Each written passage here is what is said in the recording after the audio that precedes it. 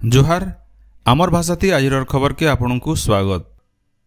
बरगढ़ जिला सदर थाना इलाकार गायसमा गाँव लाइन ता ठटे हिकिरी झंडे चाषी गोविंद देहरींकर गलाकाल मृत्यु घटीचे। खेतु घास दाईकरी घर के आनुला बेले 11 के भी लाइन तारे ठटे हिकिरी घटना जगान ताकर जीवन जाइथिला। घटना के नेइकरी गाँव बनिया उत्तेजना देखा देइथिला।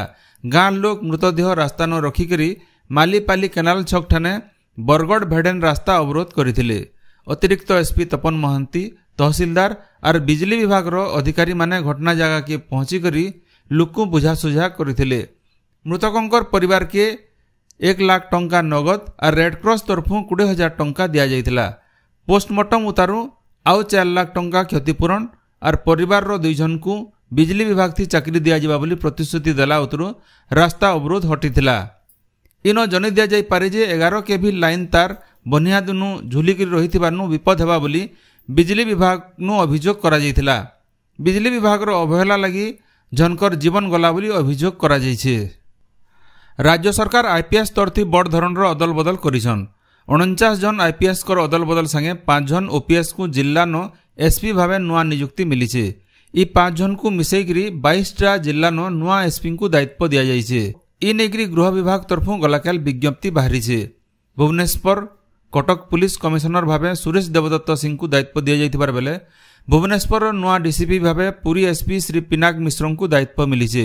सोनपुर एसपी भावे रामप्रसाद साहू, देवगढ़ एसपी अनिल कुमार मिश्र, बौद्ध एसपी नागराज देवेराकोंडा, राउरकेला एसपी भावे नितेश वाडवानी को दायित्व दिया जाइछे। जने अभ्यासगत अपराधी भावे उल्लेख करी जनाशुना चाषी नेता रमेश महापात्र को Bargarh sub divisional magistrate notice जारी करिछन। निजके चाषी नेतार परिचय देकरी चाषी मान ठानु चांदा आदाय करुथुबार, लाइन बिल नाई देवार लगी चाषी मान को टिंकौथिबार और भिन्न भिन्न ठाने आंदोलन करी हजार हजार मीटर भांगी करी बिजली कंपानी रो बनिया नोकसान करिथिबा नोटिस न उल्लेख करा जाइछे। आबा अक्टोबर 1 तारिख दिन बरगढ़ उपजिल्लापाल ऑफिस न व्यक्तिगत भावे हाजर हेबार सहित वर्षे तक निजर व्यवहार के ठीक रखबार लगी 2 जन जमींदार को नेइकरी काँ करी बंड दाखल नाय करबे बोली शोकज नोटिस दिया जाइछे।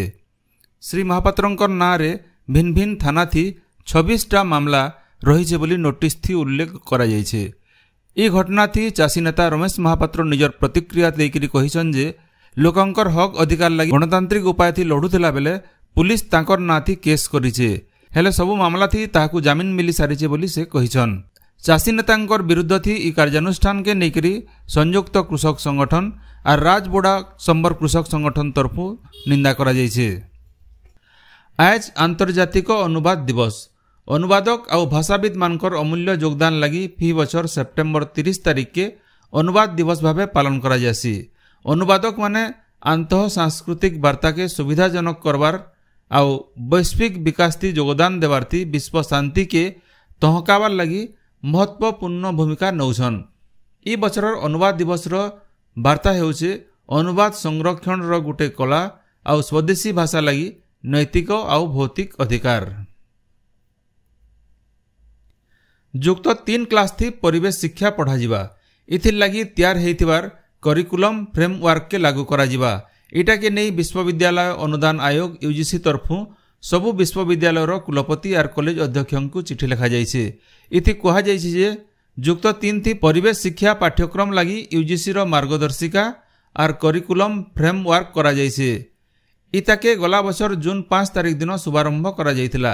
ई पाठ्यक्रम थी जलवायु परिवर्तन, वर्ज्य वस्तु परिचालना, जैव विविधता संरक्षण, सामग्रिक विकास बागिर भिन्न भिन्न जटिल समस्या उपरे छात्र छात्री माने पाठ पढ़वे। पश्चिम ओडिशा कृषक संगठन रो सक्रिय सभ्य और गंधमार्दन सुरक्षा आंदोलन रो नेता निरंजन विद्रोहींकर मृत्यु थी गोटे श्रद्धांजलि सभा बरगढ़ समता भवन ठाने गलाकाल हो जाइछे। समन्वय समिति रो आवाहक लिंगराज, जय किसान आंदोलन रो वरिष्ठ नेता शिवप्रसाद प्रधान, सभापति सुशील साहू, संपादक हर बणिया, अरुण साहू, महेश प्रधान जोग देकरी संग्रामी निरंजन विद्रोहींकर स्मृतिचारण करथिले। नुआपड़ा जिला खड़ियाल सहर न हेबार के थिबार दुर्गा पूजा के नेकरी शांति कमिटी बैठक गलाकाल हो जाइछे। बैठक थी एसडीपीओ अरुण अभिषेक बेहरा अध्यक्षता करथिले। आयबा महालयानु विजया दशमी तक पार्वण हेबार के थिबार बेले हजार हजार लुकर भीड़ के नजर थी रखिकी सहर न शांति श्रृंखला बजाय रखबार उपरे आलोचना होइथिला। आयबा मास 9 तारिख दिन सुभद्रा योजनार पहला किस्तिर 2 नंबर खेप टंका हिताधिकारी मानकु दियाजिबा बोली उपमुख्यमंत्री प्रभाती परिड़ा कहिसन।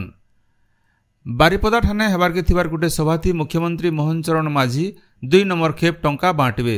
सुभद्रा योजना थी पहला खेप आउ 1 कोटी नंबर थी थिबार महिला हिताधिकारी को मुख्यमंत्री संबर्धित करबे। 2 नंबर खेपे 40 लाख आवेदनकारी को पहला किस्तिर 5000 टंका लेखा दियाजिबा। एबा 7 तारिख तक आवेदन करिथिबार हिताधिकारी महिला माने 9 तारिख दिन ई टंका पाइबे। एब तक 96 लाख महिला सुभद्रा योजना लगी आवेदन करिथिबार जना पड़िছে। इनो जने दिया जाई पारे जे रायजे गला 17 तारिख दिन सुभद्रा योजनार मूल हितला। पहला खेपे 25 लाख 11,000 महिला को पहला किस्ती दिया जाइছে। मार्च 8 तारिख आगनु सबु योग्य महिला हिताधिकारी को सुभद्रा योजनार टंका मिलबा बोली उपमुख्यमंत्री श्रीमती परिड़ा स्पष्ट करिछन। जेब तक शेष लोकर राशन कार्ड रो ई केवाईसी नाई सरी सेतेबेल तक ई प्रक्रिया जारी रहबा बोली राज्य जोगाण आउ खाउटी कल्याण मंत्री कृष्णचंद्र पात्र कहिसन। से कहिसन जे एब तक 2 कोटी नु अतका लोकर ई केवाईसी सरीचे। बाकी 1.5 कोटी लोकर ई केवाईसी सरबार के मासे नु 1.5 मास समय लागि पारे। सबु लोकर ई केवाईसी प्रक्रिया सरबार उतरु अयोग्य हिताधिकारी ठीक संख्या जना पड़बा।